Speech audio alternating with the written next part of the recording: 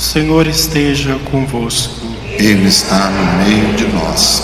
Proclamação do Evangelho de Jesus Cristo segundo Lucas. Glória a vós, Senhor. Um dia Jesus estava ensinando. À sua volta estavam sentados fariseus e doutores da lei, vindo de todas as aldeias, da Galileia, da Judéia e de Jerusalém. E a virtude do Senhor o levava a curar. Uns homens traziam um paralítico num leito e procuravam fazê-lo entrar para apresentá-lo.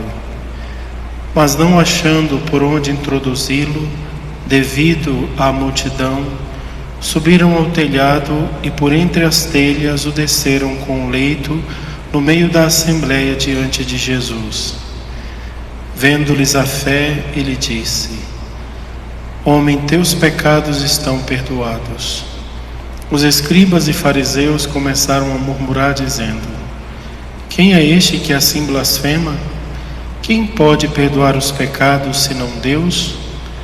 Conhecendo-lhes os pensamentos, Jesus respondeu, dizendo: Por que murmurais em vossos corações?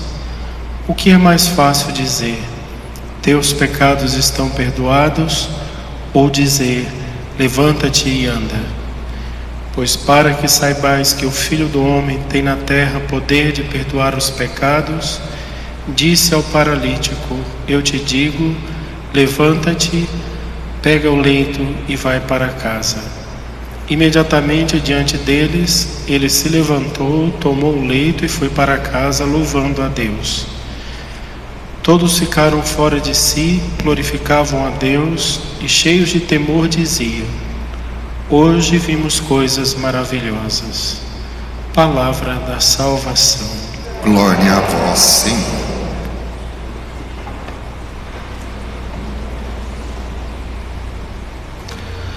Ontem, no segundo domingo do tempo do Advento, nós vimos a história de São João Batista. E a mensagem de João, ela é basicamente isto: converta-se. A frase inteira é: convertei-vos e crede no Evangelho. É esta a frase de João e a frase que a gente deve ouvir sempre dele: convertei-vos e crede no Evangelho. Durante toda essa semana, todos os evangelhos vão falar deste mesmo tema que nós falamos no domingo, que é a conversão. A conversão que precisa acontecer verdadeiramente. E essa conversão, ela se dá por duas vias. Ou nós fazemos uma experiência extraordinária de Deus, encontramos a sua misericórdia, mudamos de vida e voltamos para Ele. Ou então Ele, na sua benevolência, vem até nós e, por um desígnio dele, que a gente não faz ideia por quê, Ele nos converte. Tem essas duas estradas: ou nós vamos, ou Ele vem. O Evangelho de hoje, Ele veio. Ele veio porque Ele se adiantou com um rapaz que levaram para curá-lo, né? Foi levado um rapaz até a casa, não tinha como passar no meio da multidão, desceram ele pelo teto, ali no meio das pessoas, levaram o rapaz apenas para ficar curado, né? Porque ele era paralítico. Mas Jesus olha para ele e, antes de curá-lo, simplesmente diz: Os teus pecados estão perdoados. Aí o povo fala assim: Mas quem foi que pediu para perdoar pecado, né? Na verdade, eles disseram assim: por que ele está perdoando pecado? Só Deus perdoa pecado. Não existe isso de um homem perdoar pecado de outros, né? Só que eles não tinham noção que eles estavam ali diante do próprio Deus, que Jesus era o próprio Deus. Mas enfim, o que eu quero dizer é simplesmente isso: Jesus foi até o homem e perdoou os pecados dele.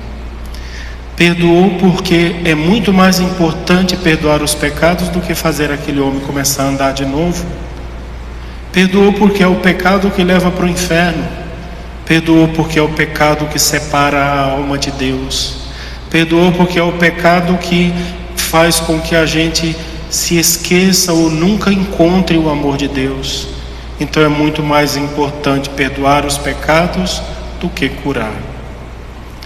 E o apelo que Jesus vem nos fazer hoje, a liturgia nos faz, é justamente esta: dá um jeito, desça pelo teto, entre pelo buraco da parede, faça alguma coisa, mas encontre Jesus e se livre dos seus pecados.